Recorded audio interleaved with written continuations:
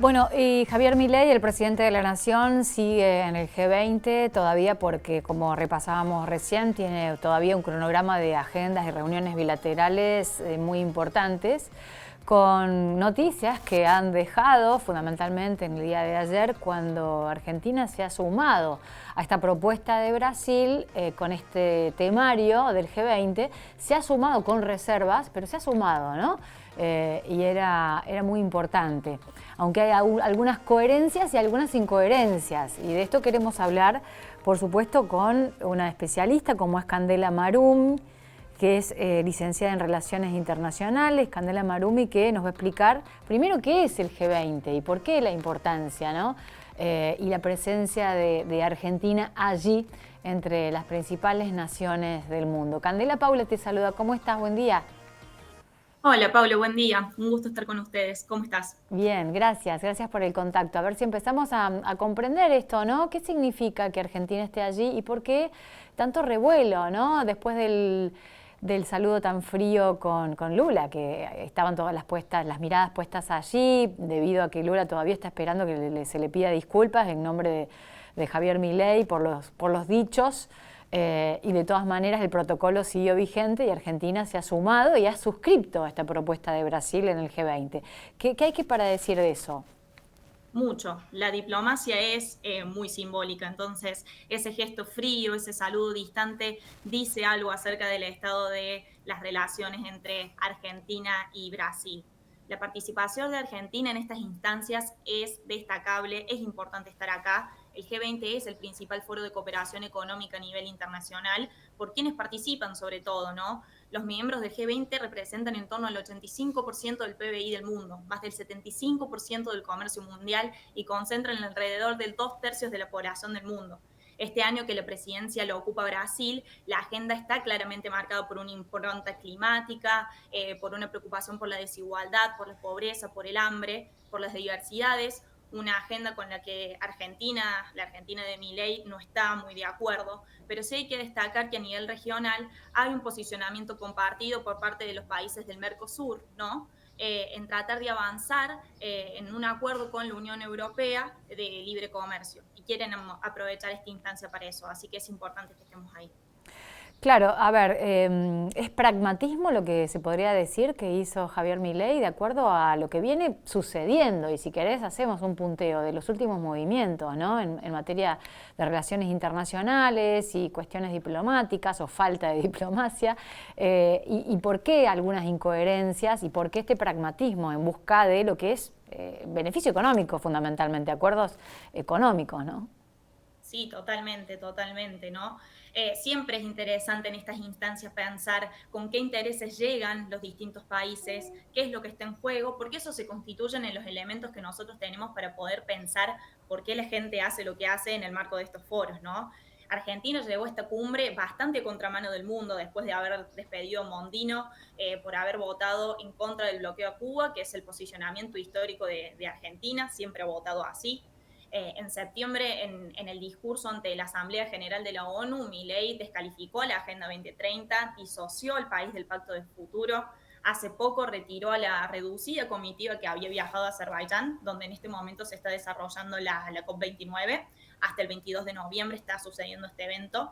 No es una sorpresa en ese sentido porque en reiteradas oportunidades el presidente se mostró en contra de las temáticas climáticas que se abordan en este tipo de reuniones, en este tipo de foros, que es una posición que también comparte con Trump, ¿no? Y es una posición que podría generar conflictos en este acuerdo que yo les mencionaba anteriormente entre la Unión Europea y el Mercosur, porque la postura de la Unión Europea es bastante firme, y es que los firmantes insisten en avanzar con los proyectos de desarrollo sostenible, etcétera, etcétera, para poder continuar con ese acuerdo. También 3 días después de haber votado en contra de una resolución de las Naciones Unidas en favor de los derechos de los pueblos Mm. originarios, Argentina volvió a quedar a contramano del mundo cuando votó en contra de una resolución para intensificar los esfuerzos de los estados para luchar contra la violencia de las niñas y las mujeres, ¿no? Entonces Argentina llegaba bastante contramano, como te decía antes, y la posición de Brasil era bastante escéptica. No se sabía si Argentina iba a apoyar la alianza contra el hambre, no se sabía si Argentina iba a firmar el documento oficial. De hecho, la estimativa era que no, y finalmente se firmó. Bueno, por eso digo, finalmente se firmó, aún con los anuncios, con bombos y platillos de lo que es la política y la línea del gobierno de Javier Milei. Firma la Alianza contra el Hambre, pero con reservas. En el resto de lo que son las políticas y lineamientos que suscribe Argentina, también es una cuestión que va mucho con género, con el cambio climático, que también Javier Milei niega absolutamente. Entonces, no sé si tuviste la oportunidad de leer parte del documento, cuáles serían a grandes rasgos esas reservas por las que suscribe Argentina, pero, o sea, firmo, pero, ¿qué cosa?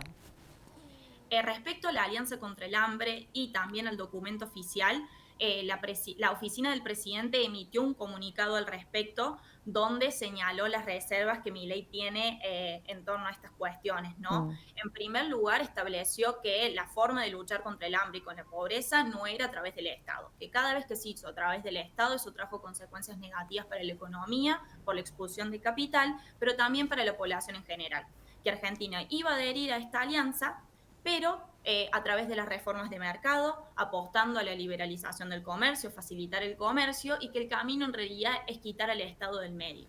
Respecto al documento oficial, lo que más le hizo ruido a Milei fue esta idea de grabar a las grandes fortunas. Algo que le hizo mucho ruido, precisamente esta idea de tributar a los súper ricos, que son las mayores fortunas del planeta, y que se iban a grabar con un impuesto no mayor al 2% con el objetivo de financiar proyectos sociales y de sostenibilidad.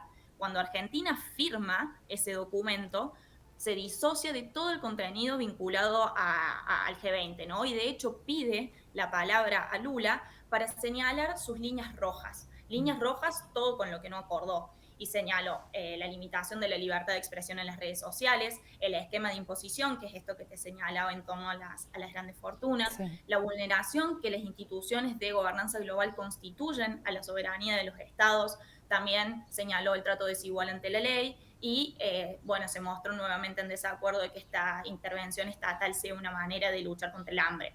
Sin embargo, para el gobierno de Lula es un triunfo diplomático, claro, haber logrado esta firma de los el consenso, ¿no? Total. Exactamente. Finalmente, Candela, ¿qué opinás del resto de la agenda que hoy va a tener el presidente y las reuniones también, ¿no? En lo que dice, nunca me voy a juntar con un comunista, y la primera reunión de hoy es con Xi Jinping, con Georgieva, bueno, y con el Banco Mundial y otra serie de reuniones que tiene en el transcurso de la jornada del presidente? Bueno, en lo que respecta a la agenda presidencial, yo creo que hay tres elementos que le son transversales, que es, en primera instancia, la necesidad de Argentina de inversión extranjera directa para fortalecer su crecimiento económico.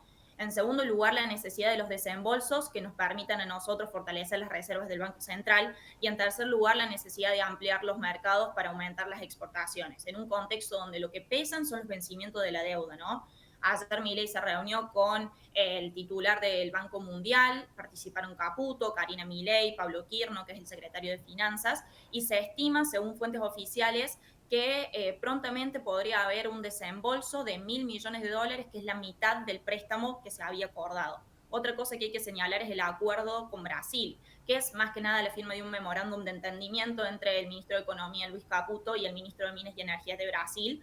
Se firmó un memorándum para avanzar en la exportación de gas de vaca muerta a partir de 2025. Sí. Pero eso es un acuerdo tripartito que tendría que involucrar a Bolivia, pero que sería una muy buena instancia para que Argentina, A, genere divisas, porque pesan los vencimientos de la deuda, y B, trate de equilibrar la balanza comercial, que ahora es deficitaria.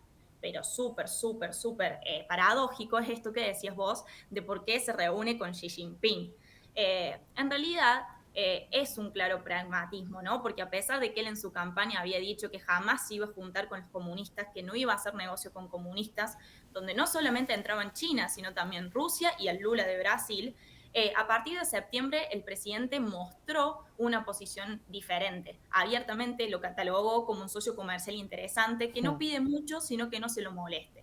Y a mí la verdad que no me sorprende. China, después de Brasil, es el principal socio comercial de de Argentina, ¿no? El segundo país con participación en nuestras importaciones y en nuestras exportaciones. Y tenemos un déficit de más de 9.000 millones de dólares en la balanza comercial. Es necesario un acuerdo con China. Y si bien la agenda se pactó abierta, creo que hay un fuerte interés de Milei en tratar de conseguir el apoyo de China en el Fondo Monetario Internacional, avanzar en obras clave como las represas patagónicas y sobre todo mantener el swap chino para fortalecer las reservas del Banco Central. Sorprende desde lo discursivo en sí, desde la política exterior. Sí, lo que pasa es No que tanto. también esto, ¿no? Al ser un outsider y al conocer poco, estando allí mismo en el barro de la política, a lo mejor discursivamente fue una cosa y se encontró con que necesariamente la política es el arte de negociar, incluso desde las diferencias ideológicas. Entonces, bueno, justo hoy se está cumpliendo un año, ¿no? Desde que ganó las elecciones Javier Milei, y la pregunta final era si esto puede empezar a enfriar el hielo entre Brasil y Argentina diplomáticamente, o no, o vos pensás que no tiene nada que ver, es una cuestión diplomática y ya. Yo creo que hay cosas simbólicas, como te decía al principio, los símbolos importan en la política, pero se va a requerir mucho más que solamente una firma con reservas para tratar de descongelar las relaciones con Brasil, que insisto son sumamente importantes, es Sí. nuestro principal socio comercial, necesitamos a Brasil, queremos a Brasil. Lula sigue esperando unas disculpas que nunca llegaron, entonces va a tomar un poco más de tiempo seguir avanzando en esto, pero bueno, podemos decir que es un buen comienzo. Candela Marumi, licenciada en Relaciones Internacionales, clarísima, muchas gracias por tu aporte. Un placer, muchas Hasta gracias por luego. invitarme. Hacemos pausa en Punta LM y ya continuamos con más, hasta las 3.